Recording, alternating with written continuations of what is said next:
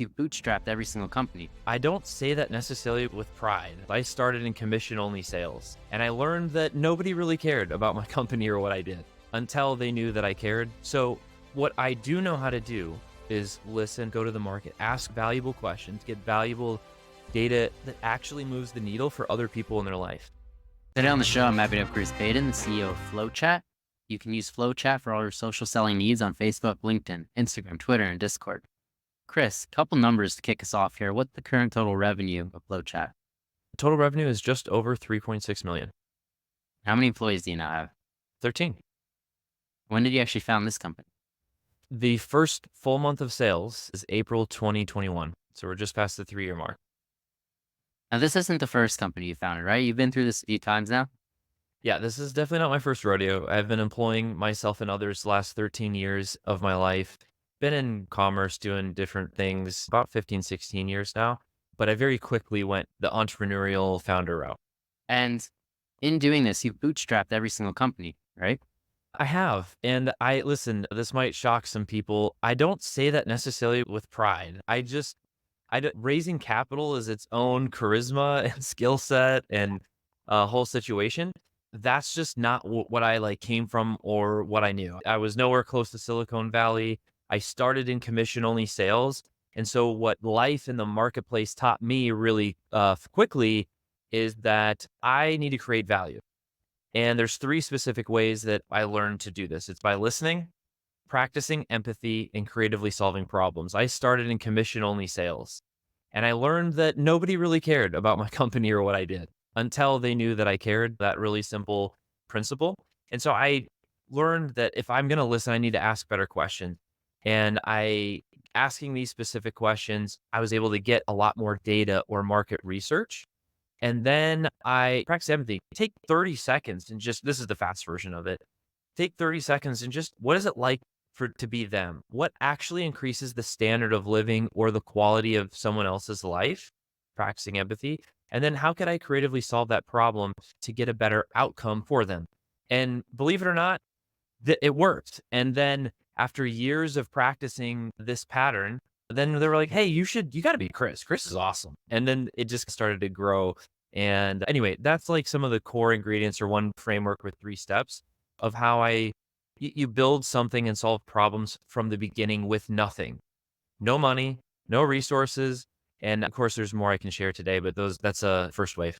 I'm sure you have friends who have raised capital. What is your view on you continue to bootstrap it? And this is your choice. Yeah. Why continue on that path versus raising money? Yeah, I think 2 things are really important to consider. So if someone's watching this, should I bootstrap or should I raise? Here's some quality questions that you can use as a filter to see what's right for you in your situation.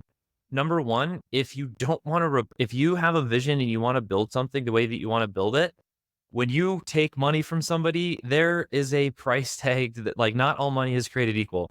You now have to generate a return you work for them. And that's not bad if you find a great equity firm or VC or angel. There's all different types of money that you can raise, and there's different expectation that comes with that. I would first advise, be mindful of what money you're taking and what you need to create. I would also suggest, if you do take someone else's money, treat it as if it's your own. Treat other people the way you want to be treated in all aspects of life. It solves 99% of problems in life, ironically. And so if you're like, I need to do whatever it takes to make sure I generate a return for this person and for the team and the culture that I'm building, I think it's a very serious thing to raise money and take on money. That might not be a popular opinion. And Chris, oh yeah, it's coming from someone that bootstraps. But I've talked to other friends that have raised, and that's how they approach it, and they did very well. And then others that haven't because they know how serious of a thing it is. One man's opinion. Let's switch to bootstrapping. Part of the reason of bootstrapping is I like some of the pressure. I like the creativity. Listen, you're going to ask somebody for money. Hey, mom and dad, can I have some money? I have a cool idea. I'm going to go build something. Or just go ask your customers. They're more honest. This sucks. Thank you very much. What would make it better? Just curious. Oh, this isn't this. Good to know. When building FlowChat, there's 3 co-founders on this project, and one of my other co-founders was CMO. He and I both took over 1,000 one-on-one Zoom calls in the first 7 months of FlowChat. And so we were averaging about 7.3 sales Zoom calls a day, 5 days a week, just over 7 months if you do the math. And people eventually were like, dude, you're reading my mind. I'm like, "Yeah, we'll call it a lucky guess." Like when you do the real work, there's no more guesswork. Founders, entrepreneurs, business owners, you're sitting here listening, watching this, or driving or working out or whatever, listen to this. You're not going to have some epiphany in the shower, lock yourself in a room and write something down. The answer is in the mind of your market. And if you never go to them and you never ask them, they will never tell you and you will never know. I'm a non-technical co-founder, Chad. So I built and sold my first software company, ended 2019. I'm now building my second one. I still know how to code nothing.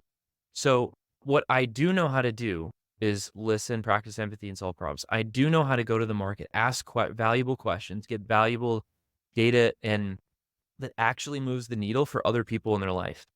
And whether you do have technical skills. I have this culture in our company. Our support team are asking some of these same questions always.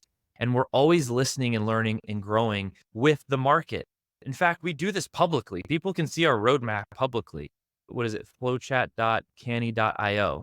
And you can see what we're planning, what's being reviewed, what's in the works. You can see what we're publishing features every single week.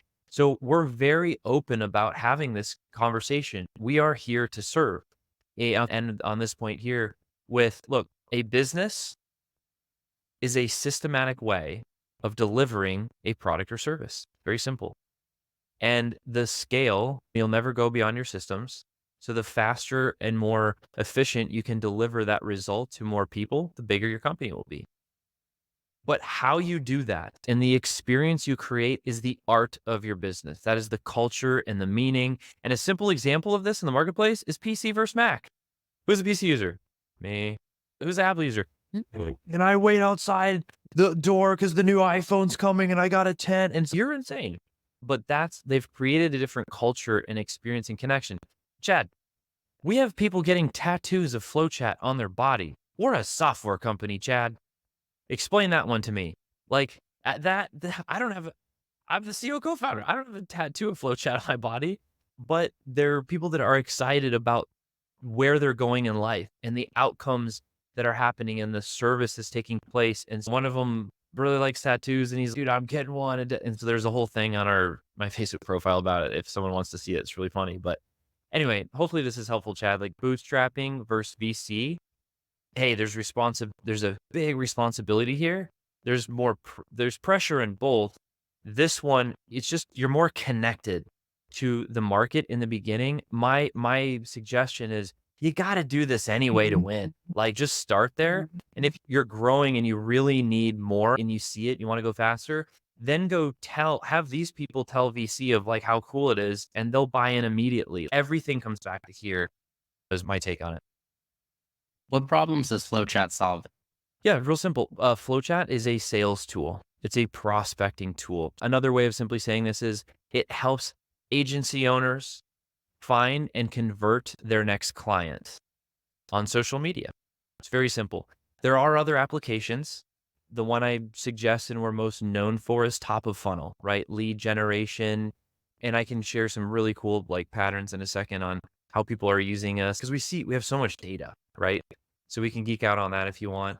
Other applications are, if you want 10 to 30 hyper-focused niche quality conversations per week, per month, FlowChat is a great tool. Where does this apply, Chris?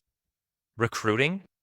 I need more VPs, or I need more an executive, or I want just another ops manager, or I need quality people on my team, Chris. Recruiting can be a great use case.